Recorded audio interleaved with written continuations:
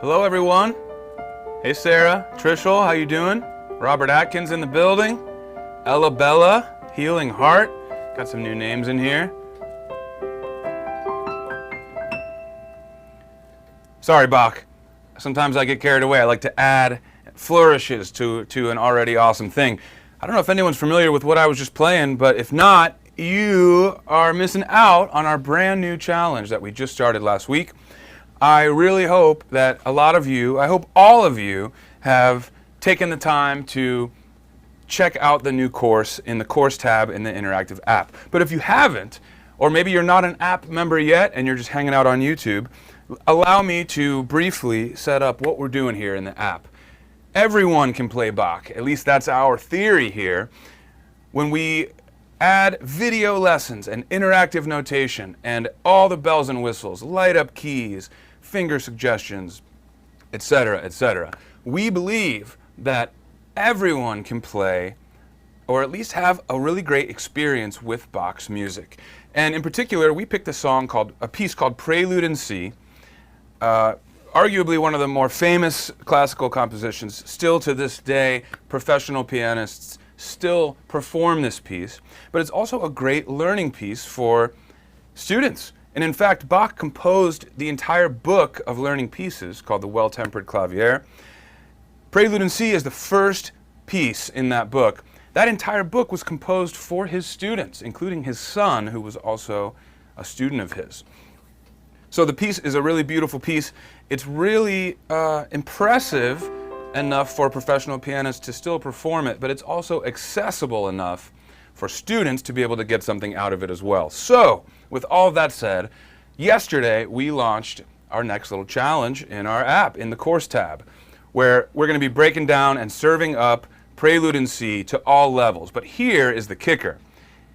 Because we believe that everyone can play Bach, we are delivering the advanced level arrangement. This is Bach's real arrangement, not a simplified version for the rookies and intermediate players like we might normally do. So that's really exciting, and that's kind of one of the things we're testing out here, to see how it goes and to see how you guys, our Playground Sessions community members, respond to it.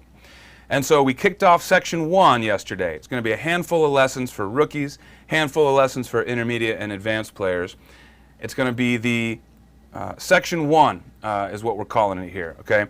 Now, when everyone is learned section 1 and they post their videos on Facebook, if we get at least 30 videos, then we'll start getting section 2 into production for you guys. And we'll teach you that next section. And we're going to keep going with that and see how it goes, all right? So we're going to test this out, and we really want to be listening to you guys in the community about how and when we introduce the next sections. But for now, section 1 is going to be released a new lesson every day until we get through the end of it. Rookies are looking at measures 1 through 4. That's the first little phrase.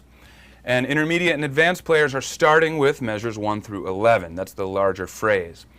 But again, everyone's looking at the same notation. So in fact, why don't we take a peek at the first 4 measures of what this looks like. You should be seeing that on screen now above my keyboard.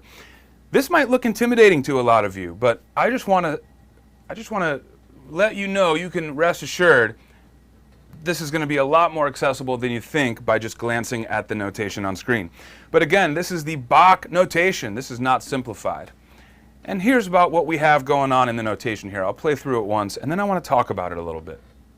And then, of course, I want to get to your guys' questions and comments. Ella, Saul, Derek, Mike Anderson, Trishul, I see you guys. And we're going to be getting to your stuff in just a minute. But let's take a look at this notation as I play it.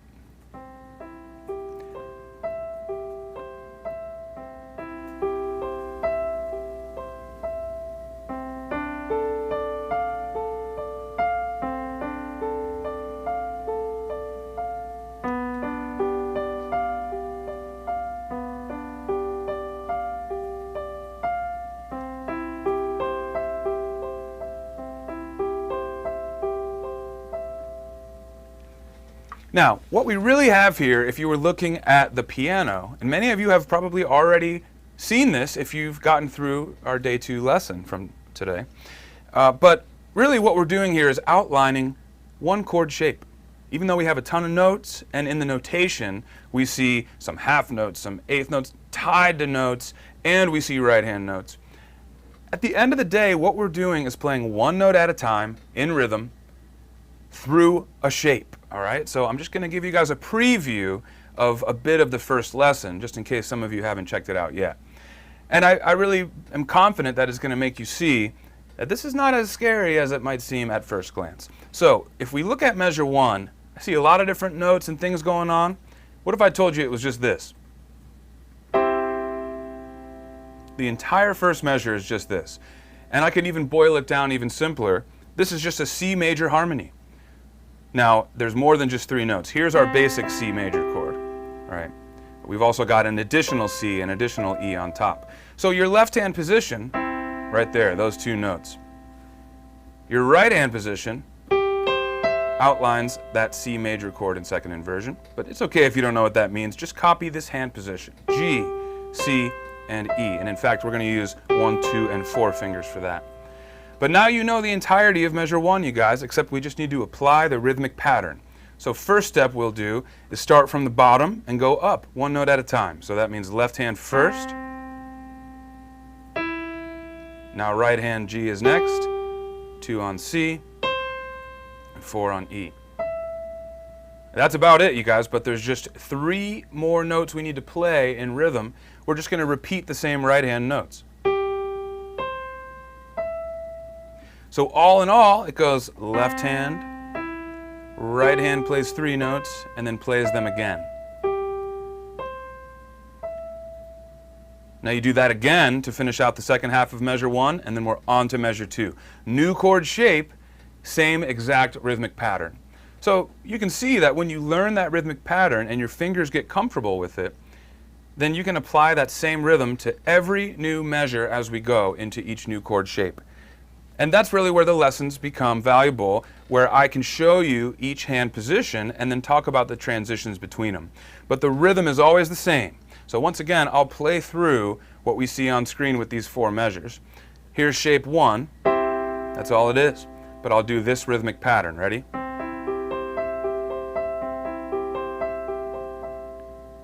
And then I go to the second measure material. Here's all we do differently. Here's the first shape. Here is the second shape. I'm not jumping all over the keyboard between chords.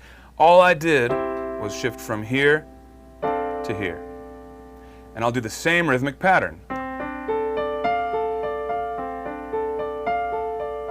Third shape looks like this. Look, I'm only moving 2 notes. And I'll do the same rhythmic pattern.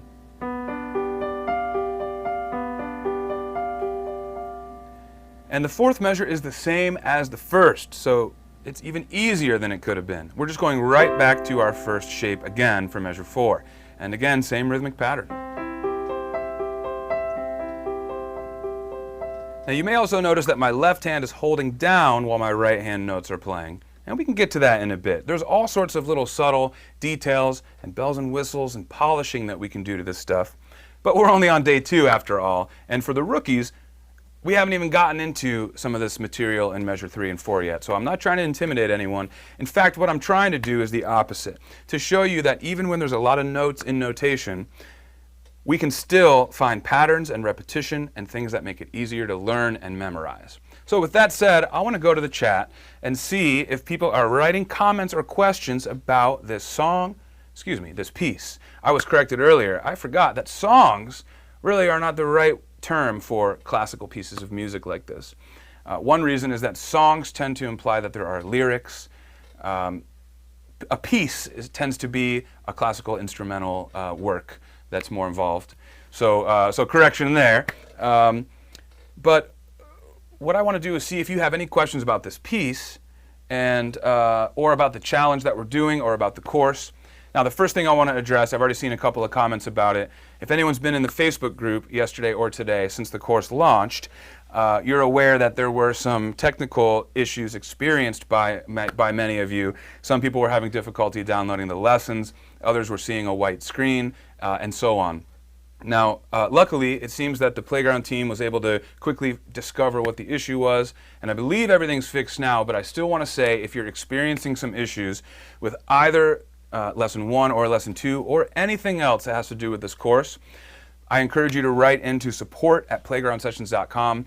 Somebody will get back to you as soon as possible with some follow-up questions, and we'll help you try and troubleshoot and solve.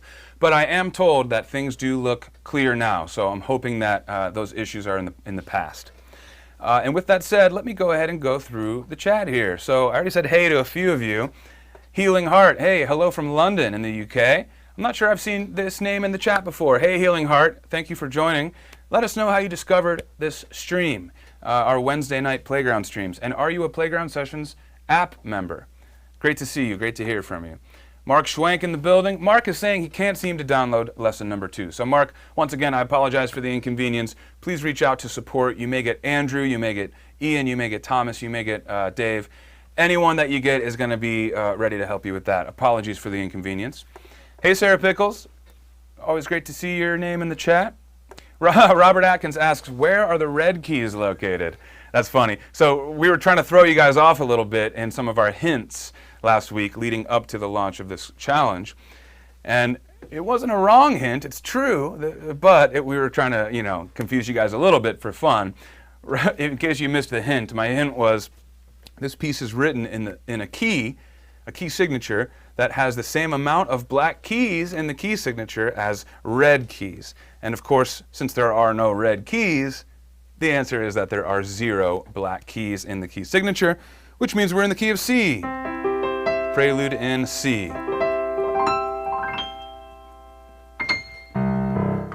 Okay, so I hope that answers your question, Robert.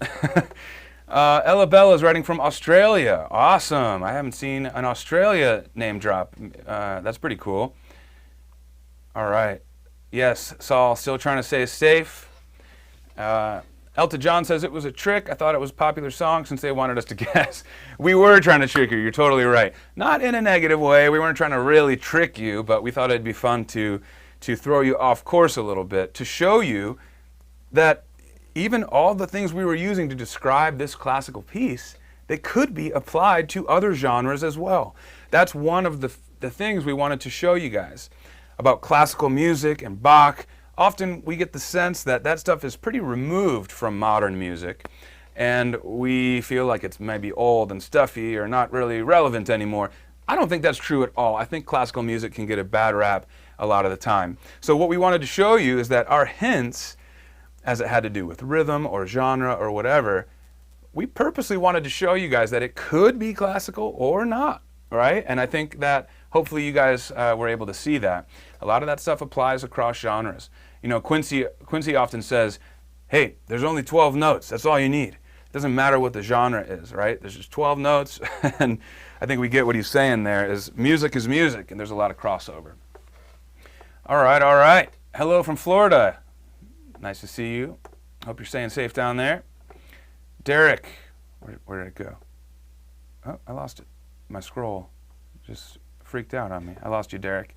All right, let's see here. Let me try and get to another couple ones. All right, so Trishul has a good question. Trishul is asking, why is it called Prelude in C? All right, good question. A prelude is actually a type of composition. At the time when these classical composers were writing, there were all sorts of rules depending on the kind of song structure or composition structure you were intending to write within. So for example, there is a sonata form, right? We talked about that a bit in previous lessons. If you're intending to write a sonata as a composer, you have to follow the rules of that kind of a composition.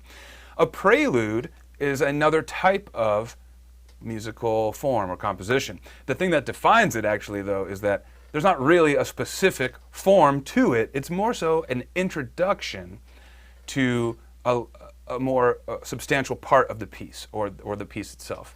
A prelude tends to be sort of the setting the stage for the main piece of the composition, I could say.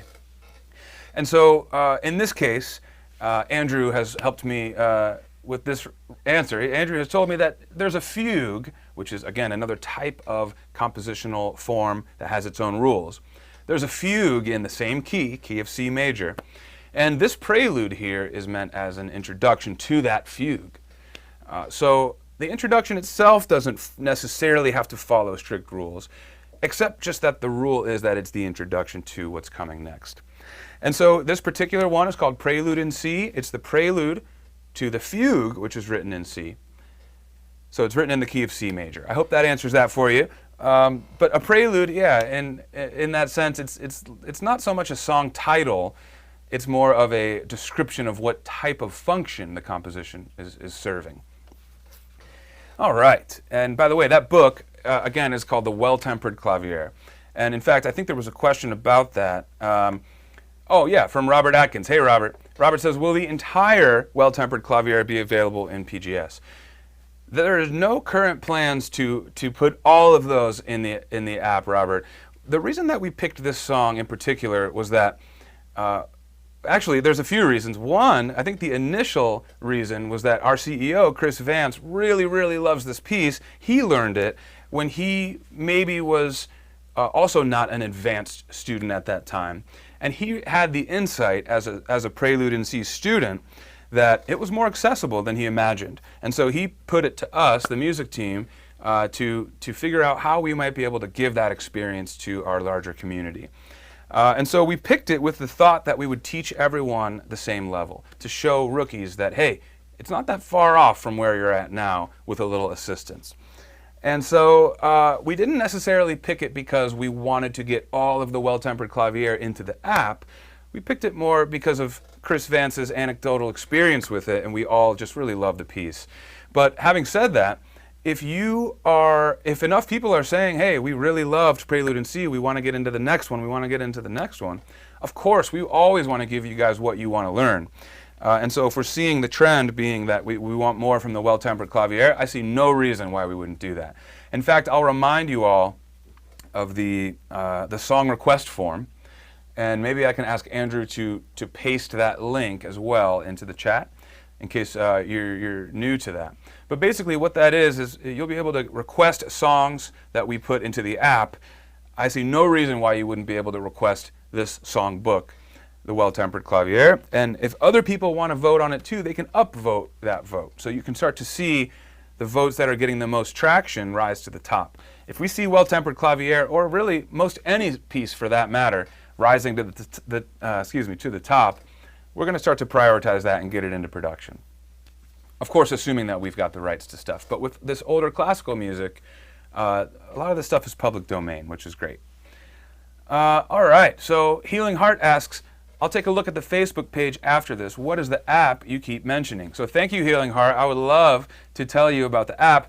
The app is an interactive piano learning app. So what we do here on social media is we like to come and give lessons and videos and teach little parts of songs and theory lessons, all sorts of stuff like this, because this is really where the engaged community is, right? YouTube, Facebook, and so on. But our main experience as Playground Sessions is actually in an interactive app that you can download to your laptop or to your tablets. Soon we've got a new version coming out that's going to work on mobile as well, but we're working on that. But it grades you as you play. You can plug in any type of MIDI keyboard, and you can learn all sorts of songs, all levels, all genres. There's a boot camp curriculum. And best of all, for this setting right now, since we're on YouTube, Healing Heart, let me just tell you that we're doing a free trial that's only available to YouTube viewers. In other words, if you click on the link, I believe it's in the description of this live lesson here, but if not, it's playgroundsessions.com/YouTube-free-trial. You can get 30 days free trial in the interactive app without paying a dime, and you can cancel at any point in that 30-day period as well. So I highly encourage you, Healing Heart, to give the app a try, especially now because we just kicked off this challenge, Everybody Can Play Bach. We're delivering a new video lesson, actually I should say a new series of video lessons each day for rookies and for intermediate and advanced players. So it's going to be really exciting in there, and it just kicked off. I encourage you to get in there soon and give it a shot for yourself. Okay, let's keep it moving for a couple more questions here, and then I want to talk a little bit more about some cool things about this piece of music. All right, so Saul asks, I don't have Facebook for reasons. Totally fair. It's totally respectable and understandable. So Saul says, can I send in video other ways? Well, I think that the best way to do that would probably be to email your video directly to support@playgroundsessions.com. Now, in our larger You Raise Me Up challenge that we did a few months ago, we also had a web experience where people could go and upload their videos there. And there were some strategic reasons we decided to do that. One was we wanted to get as many people across the world participating in that. And we thought, especially in a time where COVID was new, we thought we want to just give everyone access to this. But what we really felt most strongly about was that our loyal group of Playground Sessions community members and students were really the most engaged. And we thought, you know, let's go and just directly serve this up to the community. And right now, at least, the strongest community presence for Playground Sessions is in our Facebook group. So I will say that we'll never make it mandatory that our students join Facebook or anything like that, Saul. But I will say that because that is where our most concentrated group of engaged students currently is, it does make sense for us to have that be the space for this, at least for video submissions. But again, we're working on a new version of the app. I think one of the things that we'll try and incorporate into that, maybe not right away, but is definitely a process that would allow this kind of thing to be a lot more smooth and easy, which is for us to submit videos for you guys to submit videos for us, and have that kind of back and forth within the app. Until then, though, I will say we're not going to just turn you away, Saul. I will say send your video to support@playgroundsessions.com and say, I am wanting to submit this for the Prelude in C challenge. I just don't have Facebook. And we will count it, of course. Okay, I hope that helps, and I hope that is a relief for you, Saul. All right, Zengak1 asks, how long does the challenge run for? All right, great question. Sorry, I just hadn't touched the keys in a few minutes there. I needed to. So this challenge, in one way, is going to be kind of new for us because, as you know, if you've done previous challenges for us, or with us, we typically will release the entire thing as one experience, either day by day until it's done, or all at once. And what we decided to do with Prelude in C, because it is a complicated piece, you know, after all. I'm saying it's more accessible than you think. I'm not saying it's a rookie level song though, right? There are some challenges. So what we'd like to do with it is introduce this to you in sections. It's not necessarily a crucial part of this experience that you get to the final measure of the song and you play it all the way through from beginning to end perfectly. That's not necessarily the primary goal here of this challenge. The goal is to show you that you're closer to being able to access this timeless, classic, advanced classical music than you may have thought. So we're going to go section 1 first. Section 1 is ready for you guys. We're putting it out a day at a time to give you guys a sense that you can bite off little chunks and slowly work your way up towards it. Section 1, as I mentioned up front, is different for rookies than it is for intermediate and advanced. First, over here on rookies, we're just going to be covering measures 1 through 4. And in fact, maybe let's get that back on screen here for a second just to remind you guys. Measures 1 through 4 is where we'll end it with section 1 for rookies. But for intermediate and advanced, we'll go beyond that to the larger first phrase, which we have set as ending at measure 11, okay? Now, for section 1, let me answer your question. We've got 6 total rookie lessons, and 8 total intermediate and advanced lessons. Day at a time, all right? So 6 days, 8 days. At the end of that 8-day period, we're going to give you guys a little bit of a break here to check in on progress and to make sure that you are ready to go with the whole section for your performance video. And if that takes a day, so be it. If that takes an extra week, that's okay too. What we want to do is be reactive to what we observe about your progress. So that means once we get 30 videos of section 1 in the Facebook group or more, that will be our indicator that you're ready for section 2. So I guess to answer your question, it kind of depends on how this goes for you guys.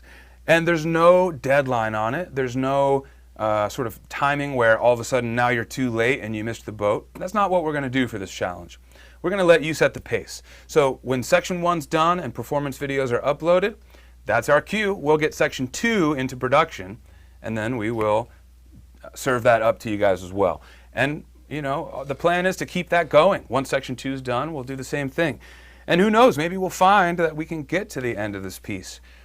Or maybe we'll decide we want to go a different route, and that's okay too. We want to be reactive to what you guys are experiencing with this.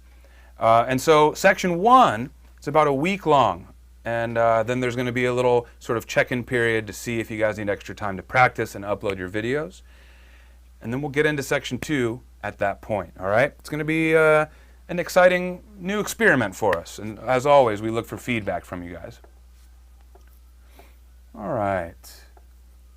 Ella Bella has a good question. Ella Bella says, which one would be classified harder out of the 2 challenges, the You Raise Me Up challenge and this piece?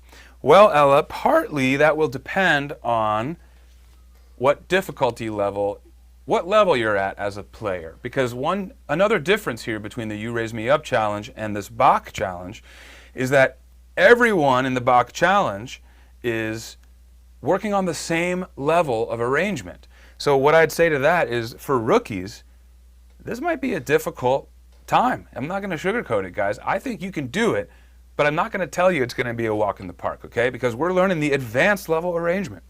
Now, for You Raise Me Up, rookies had a rookie level version of You Raise Me Up.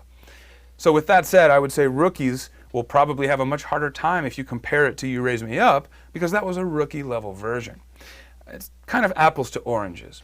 And so I would say if you're an advanced player, it might be more apples to apples, right? They played the advanced arrangement in You Raise Me Up, and they'll play the advanced arrangement in Prelude in C, of Prelude in C.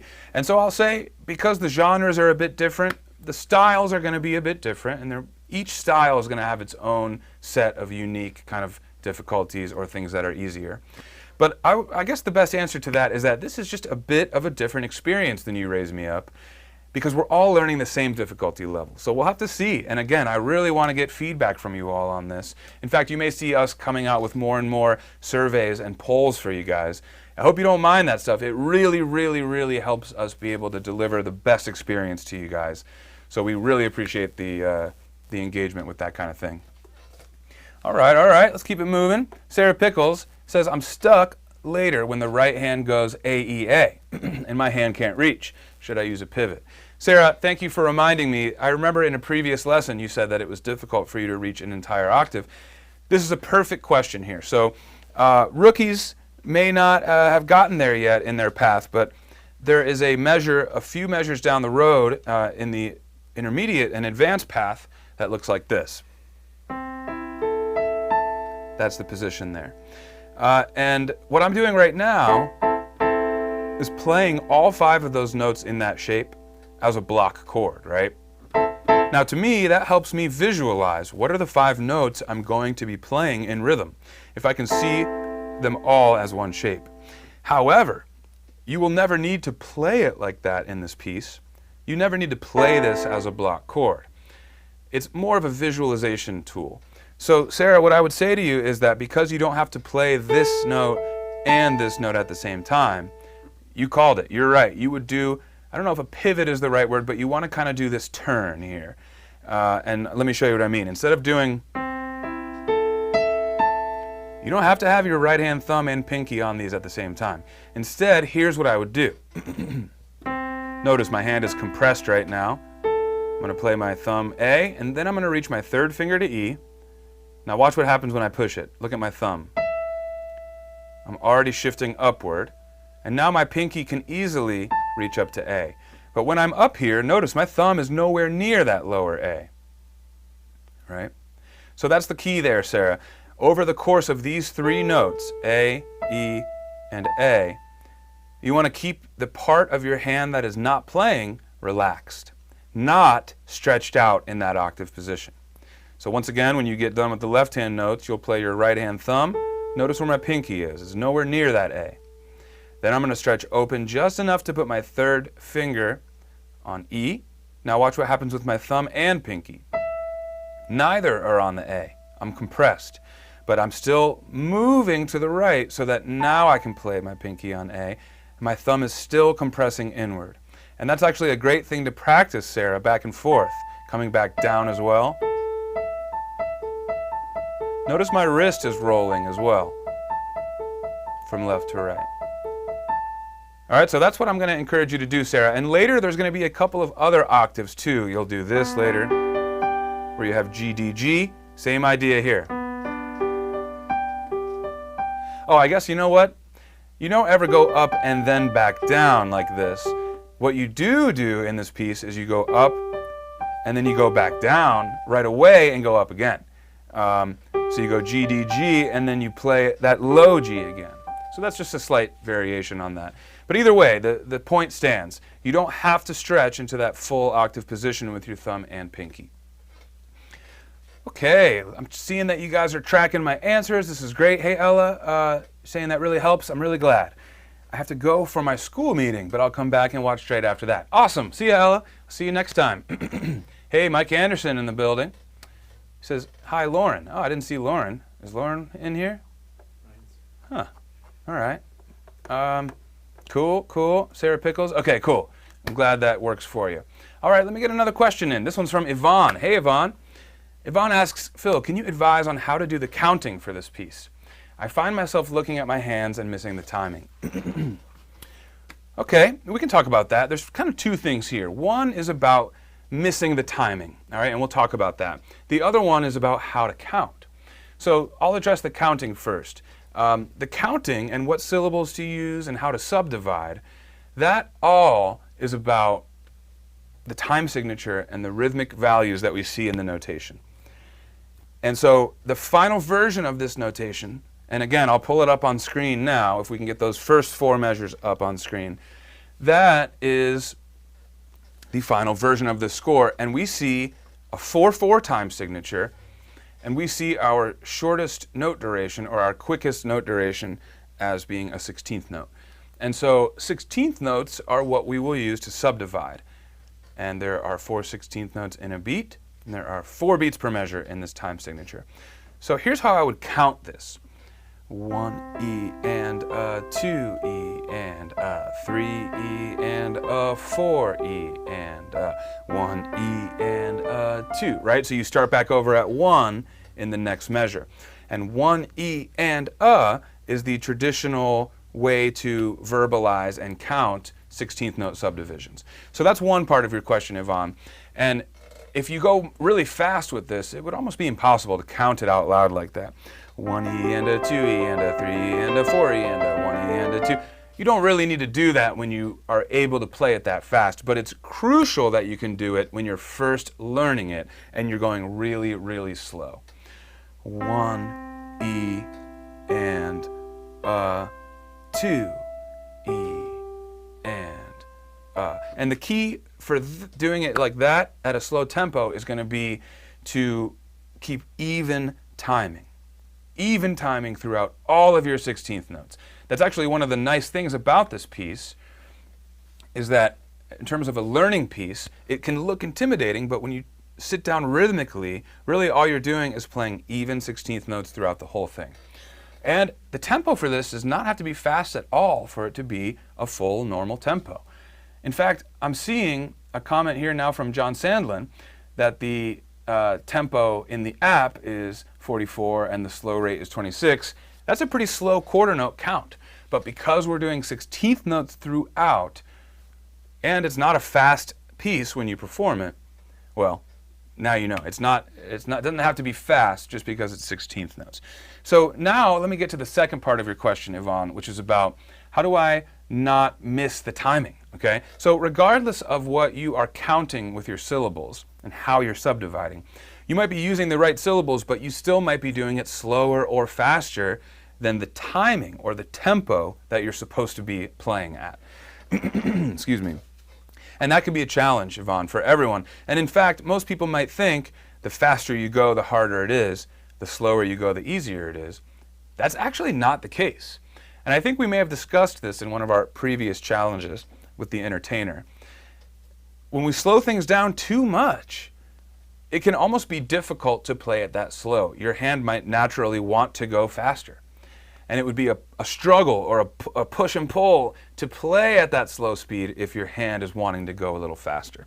So what I would actually say is that there's kind of a sweet spot with tempo or timing. Too slow is like really hard to stay on beat and not speed up. Too fast can be hard to stay on beat and not slow down, right?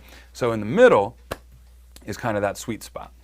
And so what I would encourage you to do, Yvonne, is find your comfortable tempo where you feel like you can play the even timing, not too slow, not too fast, and then give yourself more practice there than you'd think. Don't just do it once or twice at that speed and move on to the next segment and try and speed things up. Give yourself a lot of repetitive and patient practice at your comfortable speed. Get that really in your muscle memory. And then when the time comes to speed up your comfortable tempo, it may not be right for you to go from the slow tempo button in the app all the way to the normal tempo button in the app. That might be too large of a jump for you, too wide of a gap in tempo increase. So what I would remind you, Yvonne, is to pull up your tools in your interactive app. When you have your slow tempo and your full tempo button there next to each other in the app, there's also a little bar that you can slide across. Actually, I believe it's a clock icon. You click that, and then there's a bar you can slide to set a custom tempo. So John Sandlin reminded us that the slow tempo, I believe, is 26 BPM. Full tempo is 44 BPM. Nearly double. What I might have you do, Yvonne, is when you're really feeling good at 26 BPM, instead of going to the fast tempo button, click the custom tempo. Take it up from 26 maybe to 32. And then from 32, give yourself a lot of practice there. When that's comfy, maybe kick it up to 38 and so on, okay? Eventually you'll get to 44. One last thing I'll say on this, Yvonne, is if you're having trouble staying even with the timing, even at a comfortable speed, there's a little bit of a sort of a preemptive move you can do that I'm going to encourage you to do to, I guess I would say, to get the rhythm in your body, to get it in your hands instead of it just being in your head or in your ears. And that is to literally tap on the keyboard like it is a drum, okay? Because really when we're talking about playing in time rhythmically, it's more about the rhythm of it than it is about the pitch or the fingering or the proper hand positions, right? We're talking about rhythm. So let's remove all of the other challenges and just get the rhythm even with the tempo at hand. So what I would do is have you set your metronome so you can hear it at, let's say, whatever it is. Let's start with 26. And the rhythmic pattern, as we know, is as follows. Left hand, right hand, right hand, right hand, right hand, right hand, right hand. And in fact, you may remember one of my little hints from last week, right, where I said the rhythm was. Now, I purposely kind of wanted you to think that might be a rock beat or some sort of a pop drum beat, because it kind of sounds like that. But if we apply our notes to that, look, the rhythm's the same. Bop, bop, bop, bop, bop, bop, bop, bop. That's not how I would articulate it, but those are the rhythms. So before you add that challenge, Yvonne, of playing even timing and rhythms and playing all your right notes between both hands, what I would ask you to do first is just tap those rhythms on beat and loop it. So left, left, right, right, right, right, right, right, left, left, right, right, right, right, right, right, and so on. You've got to be able to do that first successfully before you can be expected to do it with the right notes across the keyboard, right? So if you're still finding that at a comfy tempo, it's hard for you to stay on beat, first tap the beat along with the metronome. Once you feel comfortable there, then reintroduce the right notes. All right, let's move on. I think that was a great question, Yvonne. I hope that helped. A couple more have been coming through. So Yvonne says that helped. Okay, great. Sarah says, cool, trying to introduce a metronome to my practice. You guys, it's one of those things that it doesn't really seem very fun or modern or, important, but learning how to play with the metronome comfortably is really, really going to serve you well in the long run. It's going to help your natural timing that you have so that when you play without a metronome, you'll actually be a better player with your even timing and rhythms. It's also going to help you be able to practice much more efficiently if you're comfortable speeding up and slowing down your tempos according to what kind of challenge you're facing in your practice session in that moment.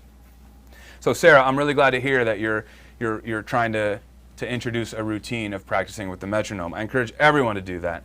And if you guys ever have questions about the metronome or how to use it best, you know where to find me. You can leave me a comment anytime.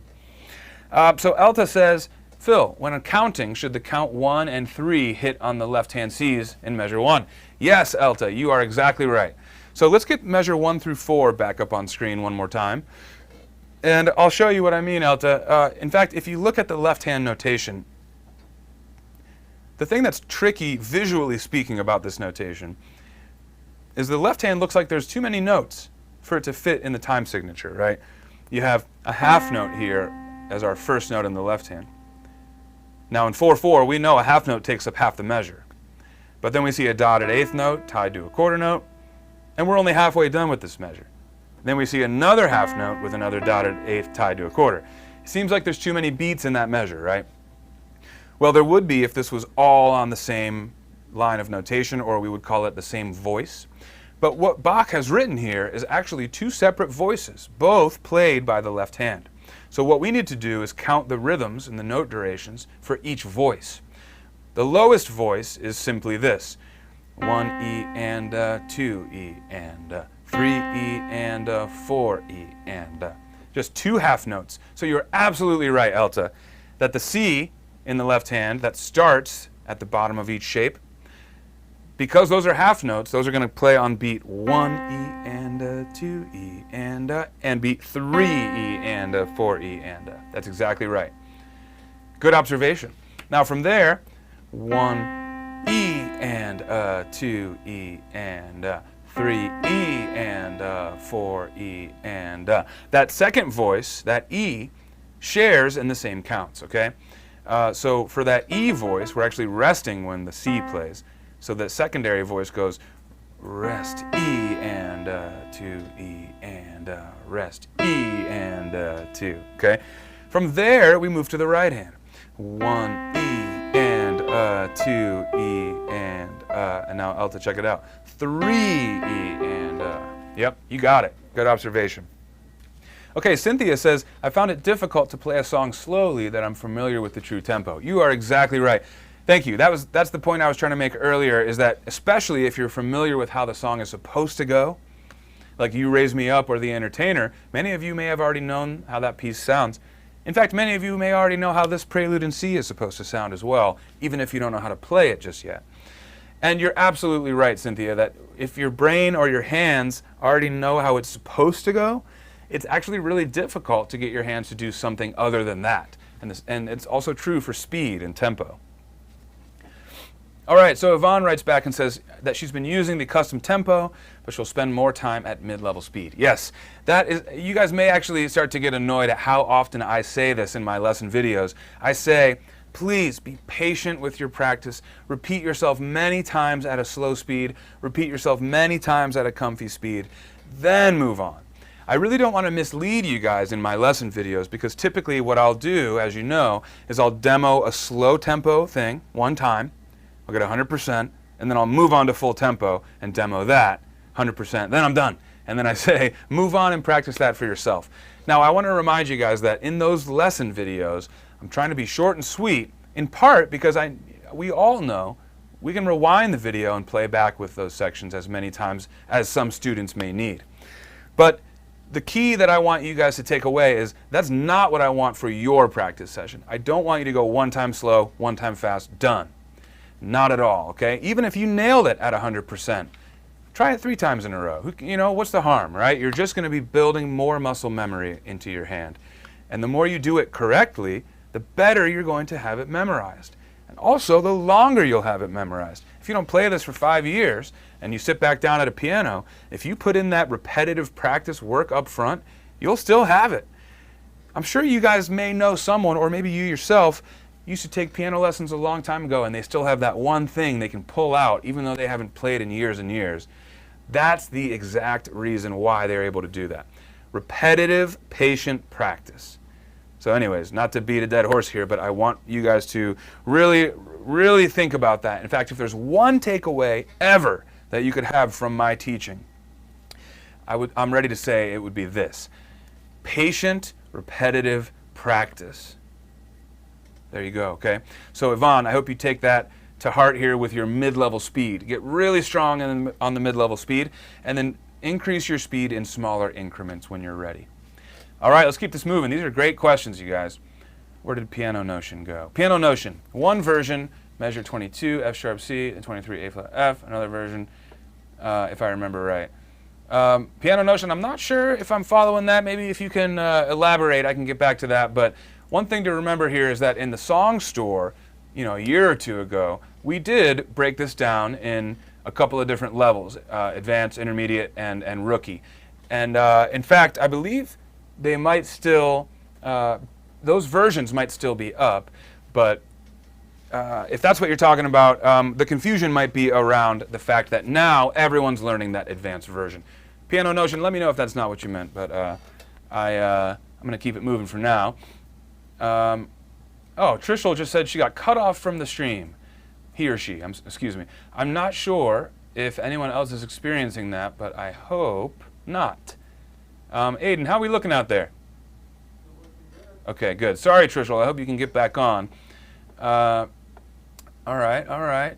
Oh, Trishul's saying it's fine now. Cool. False alarm.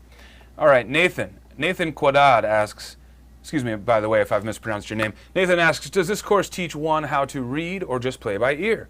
Great question, Nathan. So this specific course, Prelude in C Challenge, everyone can play Bach Challenge, whatever we want to call it. What we're really doing here is learning how to play Prelude in C, Bach's arrangement, together. Everyone's learning the advanced arrangement.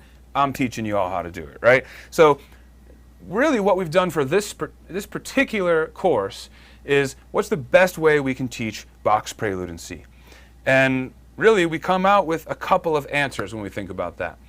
And yes, Elta, I just saw your note. We are going to do a pop quiz. Thank you for reminding me. We will get that in before 7. So let's see. I don't want to lose my train of thought. Okay, does this course teach how to read or just play by ear? So the best way for us to teach this piece, we realized, is manifold. Okay, one, we have video lessons with me. So you've got a teacher teaching you how to play this stuff. And that means several things. It means with my voice, I'm saying, here's what you want to do. Look at that. Look at this. Don't do that. I'm also showing you, like I am right now in this video, what my hands are doing. And so you can copy what my hands are doing, of course, because you can see my hand. Even if we've got notation on the screen above. You don't have to read the notation if you want to look at my hand, right? So that's an additional tool at your disposal. And also, not now in the live lesson, but with these produced video lessons, we've got our keys lighting up. The left-hand keys light up blue. The right-hand keys light up yellow. So that's an additional tool that we offer so that you can pick your preferred way to learn. Now, having said that, we do still use notation, and we do not shy away from notation. In fact, I would say that some of our competitors, you might say, it seems they're too scared to get into the real notation, right? They don't want to scare people away or scare customers away. But we believe in our students. We know you guys can get over that hurdle of potentially intimidating notation, especially if there's good instruction to go along with it and other tools to choose from. So this might be a longer answer than I meant. I apologize here. But what I want to say is that I will give all sorts of tips about what to look for in the notation, how to approach learning this piece with the notation in front of you. But if you're looking for a 101 lesson on how to read music, what I'll say is that the Prelude in C course is not a full curriculum on how to play piano, how to learn how to read music. It assumes that you've got some of that already, okay? So we're not starting on day one, this is what a C note looks like, every good boy does fine, all of that stuff. But what I will tell you is that we do have all that stuff in the app in other places. We've got a boot camp curriculum that literally takes you from day one at the piano, starting with middle C. We also have a whole course separate from the boot camp on reading notation. We have a ton of lessons that will teach you all the basics and more for how to read music. But for Prelude in C specifically, our main goal is getting you to be able to have an experience with this piece of music, to learn this piece of music. And if you want to learn notation, or if you want to learn it by copying my hands, or a combination, that's your call. We just want to give you as many tools to learn as we can. Hey, thank you, Miss Donnie loves the cure. Love is the cure. That's very nice of you to say. You said that I'm a great teacher. Thank you so much. Elton John wants a pop quiz, you guys, so let's do it. Pop quiz number 1. I wonder what the keyboard sound is for that ham horn. That's where we're at. Pop quiz number 1, you guys. Let's see here. First correct answer wins, and you've got to spell it correctly. Ready? Go. What is the name of the book that Bach composed, of which the first piece is called Prelude in C? Go! You have to spell it right. First answer wins, and I'll give you a little background music here.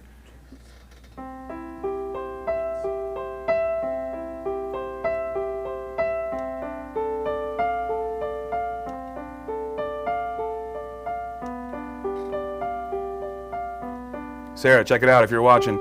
I'm rolling my octaves here, even up from G to F. You don't have to hold G and F.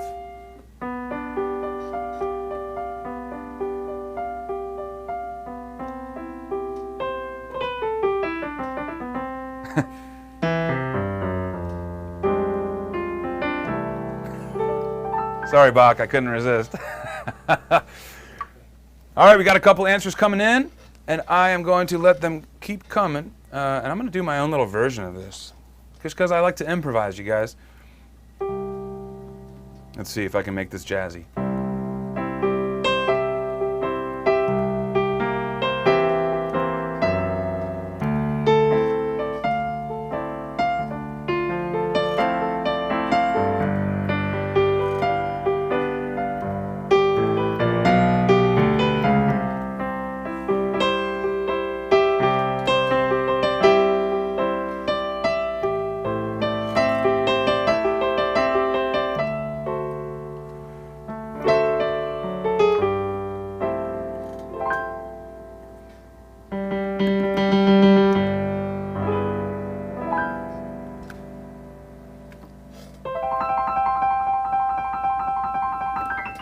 Okay, what do we got, you guys? Pat Rolfe, Healing Heart. Iman Boyle, the bad-tempered pianist. Oh, man, that's funny. That can be me sometimes, you guys. We all get ups and downs in our moods, right? I think, isn't there something called the ill-tempered clavier? Maybe that's just, maybe not. Yeah, but that's great. Bad-tempered pianist. I love, you get bonus points for the joke there, but the correct answer goes to Mr. John Sandlin. He was ready at that keyboard. He even had the right caps. The well-tempered clavier. Great work, Robert Atkins. Elton John, Healing Heart. Barry Griffin as well. Thank you all. You guys also have honorable mentions there. But John Sandlin is our winner of our pop quiz for the evening. You guys, I'm really excited. And you know what? Let me address this before we wrap up our day today. I know that we voted on a new topic for this series of lessons in September. And I'm going to have to go back and confirm, but I believe the winner was reharmonization, which is exciting. However, because we've decided to launch this Prelude in C challenge, and part of the reason we chose to launch it now is because September is Classical Music Month, it felt best to center our efforts around Prelude in C. Because after all, most of you guys here in this chat, I believe, are Playground members and may have already started this thing. So I want to really cater this to be a check-in, a live check-in with you guys on Prelude in C. And so to that point, next week, we're going to have just finished Section 1.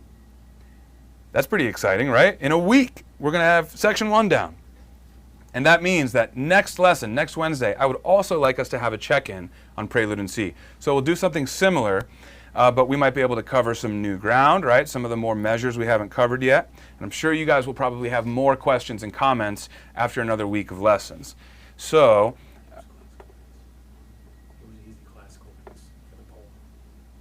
oh, really? Yeah. Oh, Andrew just informed me. That's pretty cool. Andrew informed me that the winner of the poll on YouTube for the next topic was an easy classical piece. That's actually really funny because now we're teaching even rookies an advanced classical piece.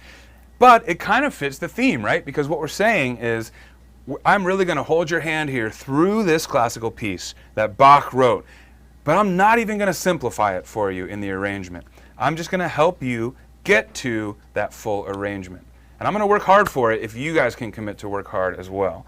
So next week, I plan to see you guys again for another Prelude in C check-in, and by then, I hope you are all about ready for Section 2.